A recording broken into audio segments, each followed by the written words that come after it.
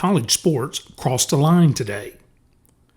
The moment the White House hosts a meeting about NIL and college athletics, the conversation stops being just about sports. It becomes policy. And when Washington enters a market, it usually means the market has already grown bigger than the people who were supposed to be running it. For decades, college athletics was governed by conferences, universities, television networks, and the NCAA. But the NIL economy changed the scale of the business. Players are signing million-dollar deals. Collectives are raising serious money. Agents are structuring contracts. And now, Washington is starting to ask questions about how all of it works. This is Agent Confidential, where we cover the business behind college football, NIL, contracts, and the economics shaping the sport. Now let's slow down for a minute and talk about what actually changed today and what didn't. Because the first thing to understand is this: Washington moves slowly. Markets move fast, and the NIL marketplace right now is moving very fast. Players are signing deals, collectives are raising money, agents are structuring agreements, programs are competing for talent. And all of that will continue tomorrow morning, whether Washington likes it or not. Because once money enters a market, it becomes very difficult to put that market back into a box. So when people ask whether government will regulate college sports, the better question is this: what exactly are they trying to fix? From the perspective of the people actually operating inside this ecosystem, the system is already working. Players are getting paid. Schools are competing for talent. Fans are still watching. Television contracts are still growing. In other words, the market has already moved. What universities really want right now is not to eliminate NIL. They want protection. Protection from lawsuits. Protection from employment claims. Protection from the legal gray zone they are currently operating in. Right now, universities are in a strange position. They know NIL is happening. They know collectives are influencing recruiting. They know money is moving everywhere. But legally, they are still pretending that they are not directly involved. And that creates enormous risk.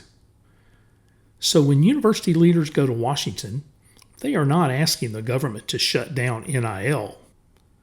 They are asking for rules that give them air cover, safe harbor, clear guidelines, something that allows them to operate without constantly worrying about the next lawsuit.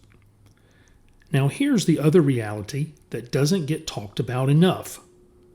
The NCAA no longer controls this market. That ship has sailed. The real leverage in college sports right now sits with three groups: agents, collectives, and the major conferences. Those are the groups actually moving the market.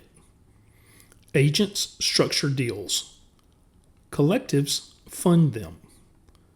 Conferences negotiate the television contracts that power the entire economic engine. The NCAA still exists. But the center of gravity in college sports has already shifted. And Washington stepping into the conversation does not reverse that. If anything, it confirms it. Because once the federal government starts discussing a market, it usually means that the market has already grown beyond the control of the original governing body. We've seen this pattern before in other industries. technology, finance, media.